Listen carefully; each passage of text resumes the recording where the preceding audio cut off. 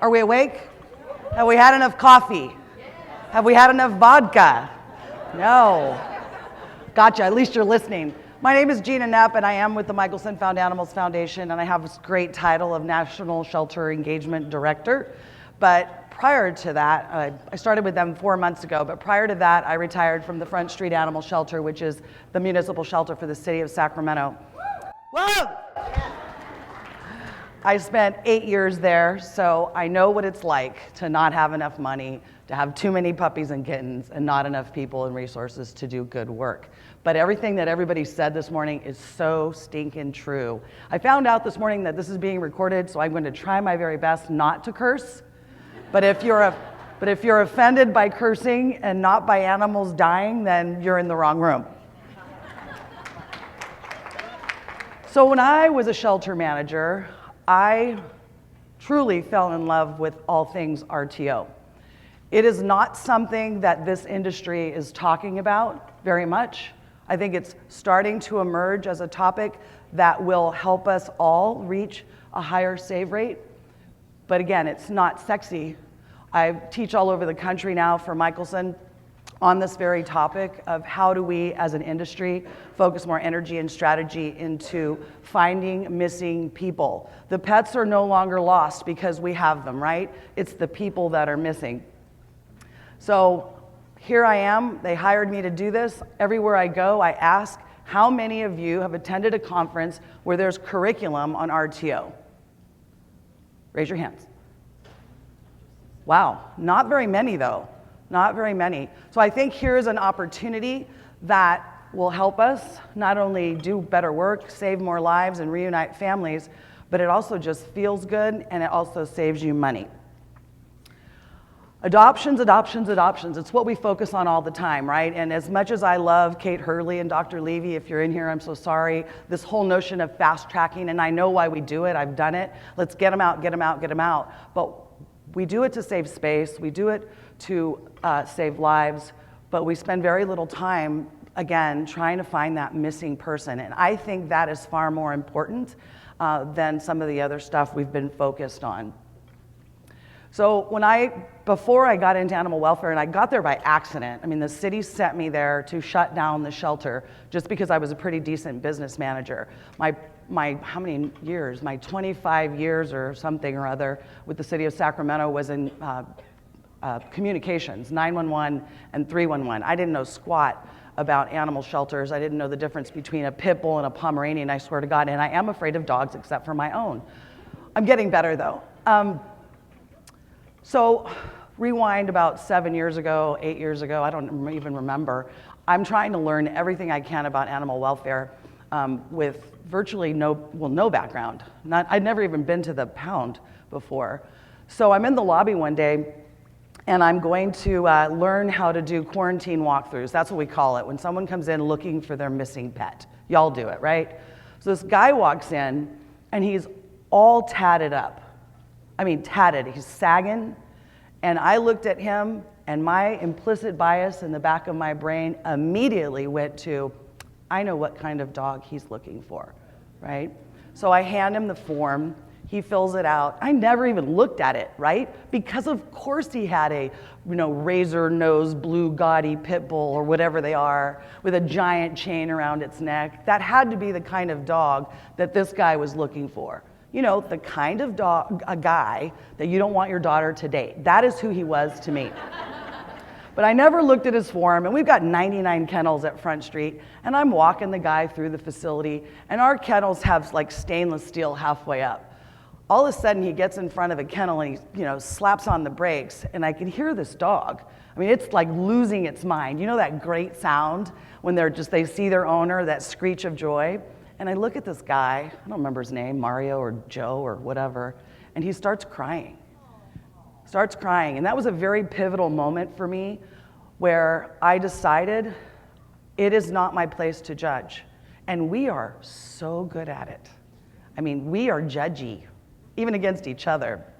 But it was very pivotal, and that is when RTOs kind of became a passion for me, and I wanted to see what we could do to increase the number of pets that got back with their owners. And I just really like this picture. That's why I include it. But great RTO rates do not require superpowers. What do you think it takes? Does it take money? No, it doesn't really take any money. It takes effort. It takes desire. It takes a sense of urgency. And if the culture of your organization thinks this topic is important, your RTO rates will go up. Rory mentioned a survey that'll be on your Woohoo or Hova or whatever it is, that I hope that you'll take a few minutes to fill out.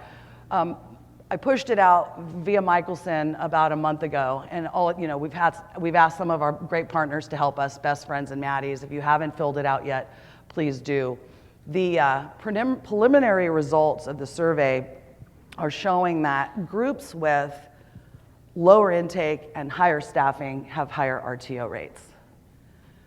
The data is showing us that nobody in the United States, and we have a sampling from across the country, none of us are doing it the same way. There's not a lot of consistency in the strategies that we're employing.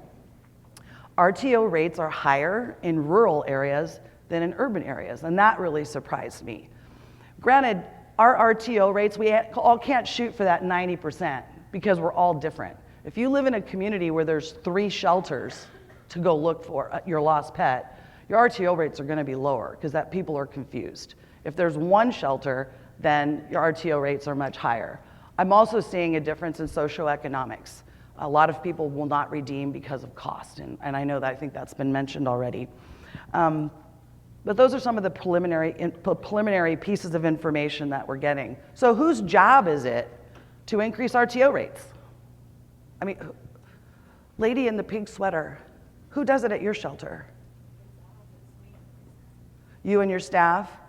Some shelters, it's the animal control officers. Some shelters, it's the clerical staff. Some shelters, it's whoever sees the tag or the chip first. How many of you have policies and procedures, standard operating procedures on how to conduct an RTO when an animal comes in with identification? Look around the room, not very many.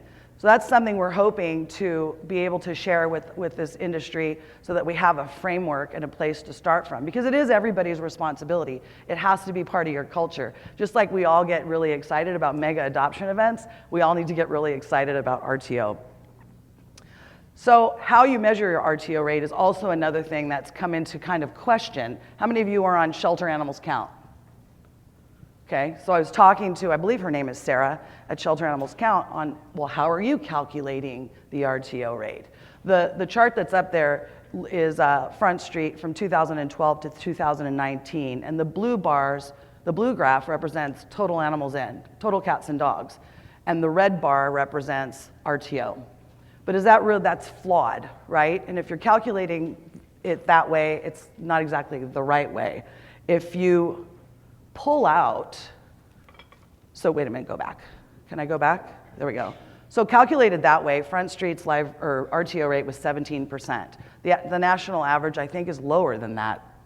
But when you just look at total strays, ferals don't count, right? Underage kittens, do they have owners? No, not really. Impounded animals for biting people, those shouldn't count. You gotta peel all those out and really look at what is stray and what is not, and then look at your RTO rates. So when Front Street looks at it that way, takes out the animals that aren't necessarily lost, the RTO rate bumps up to 27%, which is not spectacular. They could be doing a lot better. Some of you have much higher RTO rates, and it's not a contest, but imagine if every shelter in the United States boosted up their RTO rate by just mere 5%, how many animals is that? So I think it's something that definitely merits some discussion and some investigation. So when I was new at Front Street, we had a governor, Jerry Brown. There was a bill that all RTO'd animals would be mandatorily microchipped at time of release, and Jerry Brown vetoed that. And that is when I got pissed off and decided, well, I said the P word, sorry.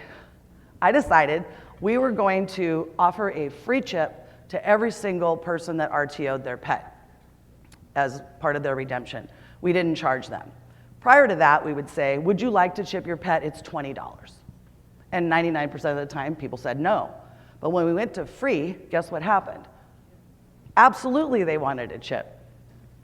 This also was a bill just this last year, and Governor Newsom vetoed that as well. But I'm really glad that I did what I did 8 years ago. We happened to be Found Animals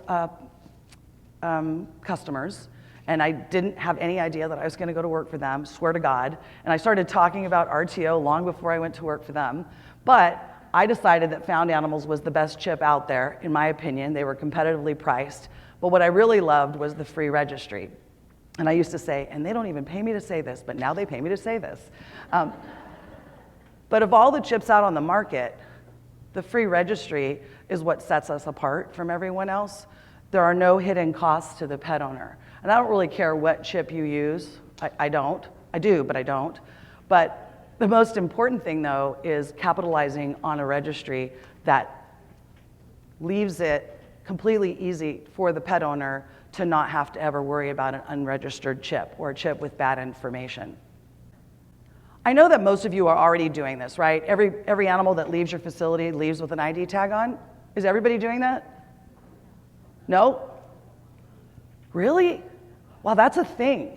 That's a thing, right? So if you find a dog or a cat and it's got a phone number on its neck, what are you gonna do? You gonna call animal control? No. So we flooded our community with ID tags. Just come get one. We don't care where you live. Just put your phone number on your pet. Our pets should not go outside naked anyway, ever, ever. So this is kind of gobbledygook and it's far away.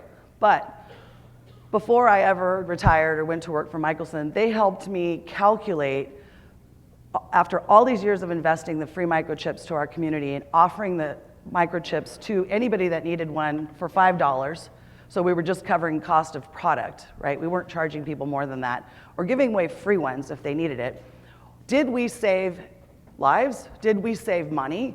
Well, what we ended up doing was we reduced the length of stay for cats by over 5 days during that period of 2012 through 2018. We reduced the length of stay for dogs by 3.4 days, kittens by 10 days, puppies by 8. And if you do the mumbo jumbo math, we saved the city of Sacramento over $700,000 in daily cost of care. And that's something that you need to start thinking about. You know, the bean counters are the ones we all have to convince that this is a good idea. How many of you give away free or $5 microchips at your shelters? Some of you. There is a huge argument for doing that, because if your community has animals that are identifiable more often than not, they go home quickly and you save money and you save stress on your staff. So it's not rocket science, folks, but it's something that, these are things that we could be doing to change the trajectory of life saving. So I have a video, and this computer doesn't like my video, so this lovely lady is going to help us play it. Is Tokyo microchipped? No, he is not. We are going to chip. She is. Do you know how microchips work? Magic. Good answer. Pretty sure. It's almost like a GPS for a dog. I guess it's the same thing your car does to figure out where you are. You could log onto a website and kind of like track his motion. Is there an app on your phone that you Yes. can use? Yeah. Do you know what the app is? No, I don't. Not off the top No of my idea. head. I'm not sure. I'm sure. I'm not sure. What if the dog is trapped in a parking garage or in an elevator or somewhere without a signal? I think then it goes on the cellular network. What if we were to tell you that there actually is no GPS or satellite? Really? You go to a shelter, they can scan it for you. This is very easy. Look at that. That's your number. But if it's not registered, Yeah. then they can't find you. So since I don't have it registered, it's kind of useless. Exactly. Okay. Good Max. enough? Cool. Your chip is useless. Go to found.org, do it, it's free. I'm pretty educated when it comes to this because Right. I own a doggy daycare kennel. Right. And I didn't know that. Mind blown.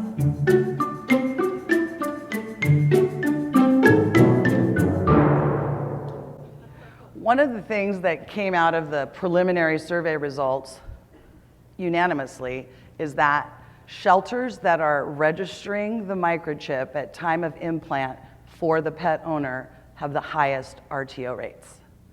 If we're allowing, oh, we'll chip it, But if we're allowing people to leave with a dog or a cat that's been implanted with a chip that has no information on it, what do you think the percentage is of those people that will go home and follow up and register their chips? It's pretty low. People need our help. We have been sitting around, and I was like this too, where's the owner of this dog? Where's the owner of this cat? How come they're not coming? Well, they don't even know where to come to. We have to flip our thinking. The burden is on us to find people. The burden is on us to help people understand where to look, what to do, how to look, etc. So what are some low-cost things we could be doing? So at Front Street, we started a SMART team, Sacramento Missing Animal Response Team, 100% volunteers, 100%. They go out into the community, they have their little hats and t-shirts and their pop-up, but you don't need all that stuff. What you need is to give them a microchip scanner. And they go out to places where there are lots of people and their pets. It's mostly dogs, but it's, sorry, we're not perfect. The cats don't like to go to beer gardens. But anyways, they go out there and they talk to people and ask them, similar to that bull chip video, does your pet have a chip? Oh yeah, it's chipped. Do you know what company it is? No. Is it registered? Well, I think so. I mean, those are the kinds of conversations they're having. So they're literally scanning people's pets at community events for free, writing that chip number down for them, and explaining, regardless of what kind of chip they have, and encouraging them to register on our free registry to keep that animal safe in case it gets away. We have to have these conversations with our community in advance of their pet going missing so that people understand. I mean, daylight savings time is coming up, right? What about doing a social post called stray light savings time, right? Reminding people not just to put new batteries in your smoke detectors, but check your pet's chip and make sure everything is still accurate. Community loves this. It builds trust in the work that we do. They often put out a donation jar. People give us money for giving them absolutely nothing but important information. There's the Check a Chip form. I'm happy to share it with everybody. We did run this through our city attorney in case any of you are government and concerned that you can't do this. But it was hugely popular. It costs us $0 and the volunteers love it because there's nothing but feel good about it.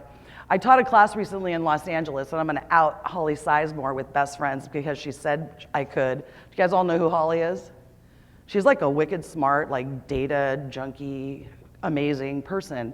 But we were in the bathroom talking about microchips, of course, and she said, I have to admit that I didn't even update or register my own chips in my pets. If Holly Sizemore with Best Friends isn't doing it, what do we expect the rest of the community to be doing? And when was the last time all you checked your pet's chips? I just did mine recently because I got a new dog, so I updated everybody. We've all seen this story, right? Pet comes in, it's microchipped, call the owner, happy ending. This dog came in beautiful, golden type thing, smelled terrific, friendly. We scan it, we call the owner, oh my God, I lost my dog a year ago. He runs to the shelter, there's a happy reunion. But I called it. I said, this dog is in great condition, been missing a year. I predict a family will come in looking for their pet. And sure enough, I mean, within an hour or so, family comes in, kids in tow, and we have to tell them that their pet was returned to the rightful owner. And they were devastated. They took really good care of this animal. They went to the vet with their pet, got its shots. I mean, they did all the things. The veterinarian offered to sell them a microchip, but they declined because it was $80. So the vet never scanned, not blaming the vet, but I kind of am blaming the vet, never scanned that pet for a chip. So that's one of my next projects, is enacting legislation that requires the veterinary industry to do that. But happy and sad. So I talked about, some of the things, particularly the tags and the chips that we did at Front Street, virtually giving them away. I mean, I will chip your kids if you let me. But what happened over time, and I'm not a big graph data kind of girl. I mean, I am, but I'm not very good at it. So this is a picture of 2000 and, what year am I? 2012 through 2018. The blue line represents cats and dogs coming into the shelter, and the orange line, watch how it's growing. Those are the percentage or the number of animals coming into the shelter with some form of identification. That's pretty amazing. If you look at 2018, it was just shy, like 9,700 animals, and over 44,000 of them came in with some form of identification. So I call that naked or dressed. But that's an amazing number of animals coming in with identification. How are your shelters doing? Are you tracking? Does the animal have a chip at intake? Did it come in with a license? Those are important pieces of data to be looking at so that we know where to go and what kind of improvements we need to make. I have no idea what time it is. Does anybody tell me, like, hurry up? Oh, you will? Okay, good, good. No, I do not work for this company either, but Finding Rover is a facial recognition technology that's out there that's completely free. Is anybody using this? Okay, some of you. It literally works. One night I spent the night in the kennel for some fundraiser, slept with the dog, and my staff thought it would be really funny to make me a kennel card, which they did. And we've been Finding Rover partners since I think 13 or 14, I don't remember what year it was. So the next day when the fundraiser was over, they RTO'd me to my husband, and he got a text message from Finding Rover congratulating him on finding his lost wife, and don't forget to get me vaccinated. So this is free, doesn't cost you anything. The photos of your stray animals are pushed to the Finding Rover platform. The people in your community that own pets, which should be told that if they lose their pet, to immediately upload a photo and list the pet as lost. And Finding Rover technology will scan the photos of participating shelters and send them a notice that says, hey, your dog might be at Front Street. I mean, it's really that easy. It's free. I don't understand why people aren't using it. A lot of us are getting rid of breed labels. Who's doing that? No more breed labels, get rid of them. Okay, and that's great, it works for some people, but what about Pet Finder? And people that use Pet Finder for adoption purposes. If you put in a breed that you're looking for and you don't use breeds, they're never gonna come to your shelter, right? Because you're not popping up. So Finding Rover also is great for adoptions. So if you're looking for a particular kind of pet, you can upload a photo. So another thing that we did at Front Street was we got rid of those binders in the lobby. Do you guys have those binders? A lot of you do. They get really dusty. And the customer comes in who lost their pet and they fill it out and we get stuck into the binder, and then they go home and they think the fairies at the animal shelter at night are gonna go through those binders and compare them with what we have in our kennels. Bullshit, that's not true, it doesn't happen. So I keep saying we, so just bear with me. When I say we, it's Front Street. We are Chameleon users, and we decided that we would load every lost animal form into Chameleon so it's visible to the public, and every found animal form, ideally with a photo, so that's visible to the public as well. And that was kind of a game changer for us. It made a big difference, and we started looking at, and this is just a map of, it's a business intelligence map at the City of Sacramento, but the dots represent, if I could see it, I don't know. The dots on this map represent found animals, and then the dots on this map represent lost animals. And we actually have a staff person and volunteers who spend time looking between the two to see if we can match missing pets with their owners out in the community, because we don't want them coming to us, right? Well, you think, well, they're out in the community, you don't have them yet. But when that finder keeps that dog for 2 weeks and it then starts to chew up the baseboard, then they bring it in 2 weeks later and the owner's been looking, that owner has given up. So we devoted some time and energy to this and have proven that it really has made an impact. I don't expect you to understand this, but in the period of time that's just shown on this chart, we took in over 2,000 lost and found forms and are directly responsible for reuniting 330 of those pets that never came to our shelter. Here's a low budget, low tech solution. Everybody gets those lost pet photos and forms. So every day have a volunteer tape them up in dog processing. So the staff doing the processing can look right up and go, oh my gosh, this red Pomeranian's sitting on the wall.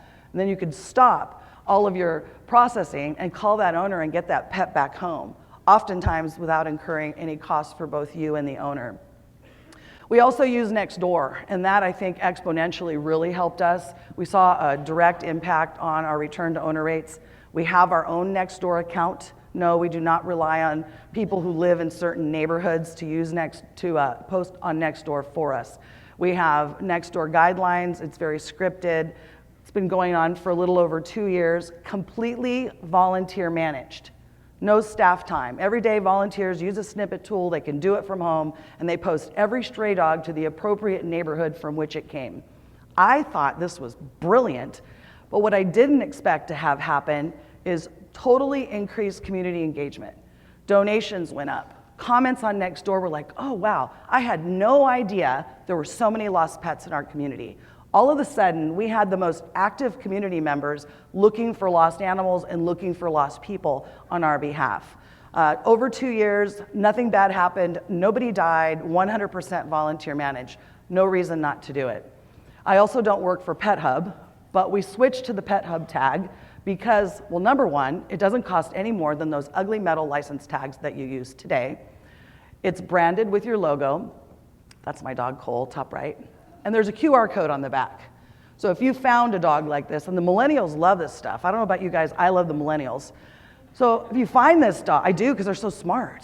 So you find a dog like this, turn on your camera, scan the QR code, and guess what? On my dog, it pops up and says, my name is Cole, call my dad at 916, blah, blah, blah, blah. What is released to the finder is entirely up to the pet owner.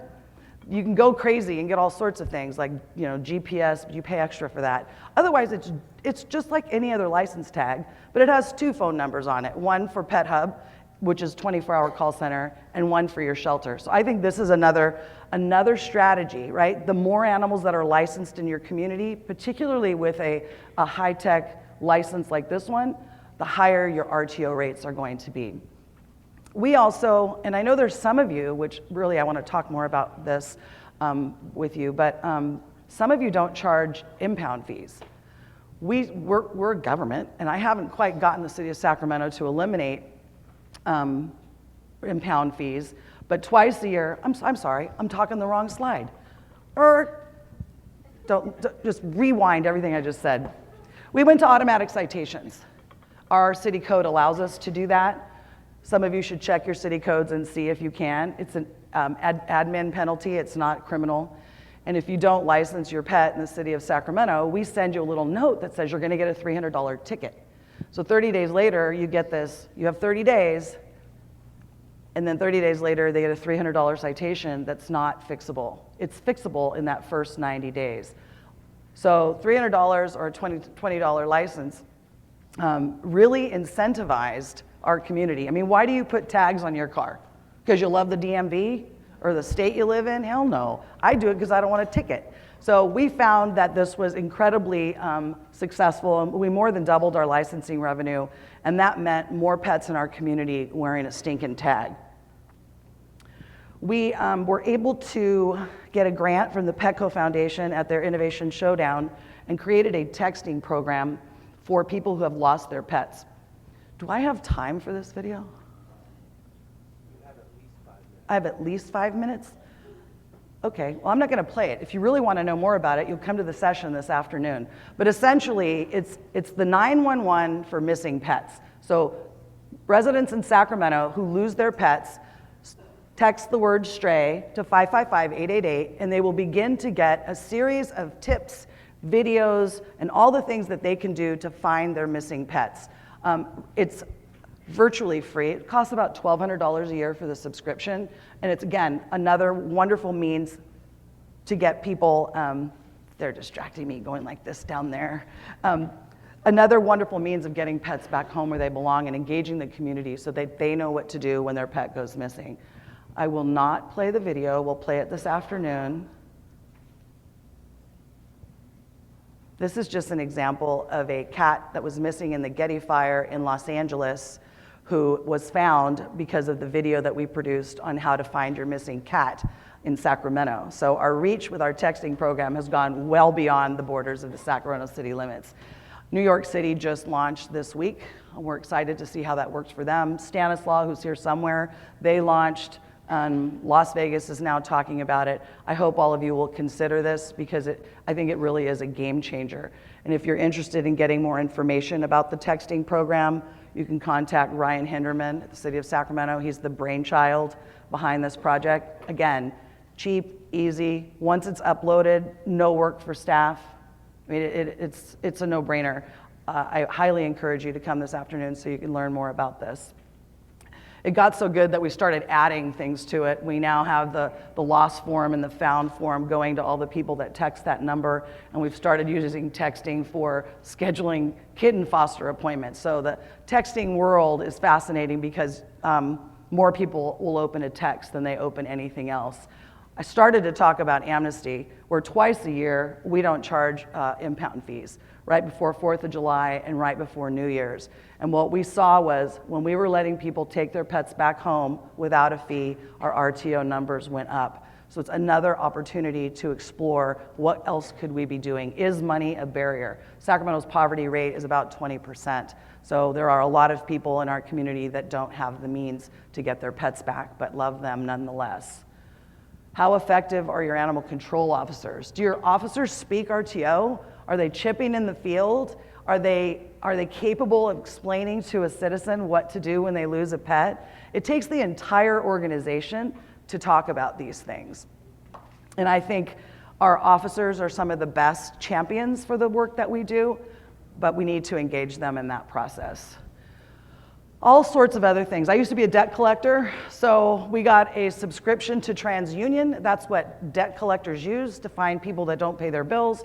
We use it, and it's very cheap. I think it's $30 a month for a subscription. We use it to find missing people. It's not nefarious. It's all for good. Our customer service team has a private Facebook page so that they can communicate with people and search for people online, missing people. We use Instagram.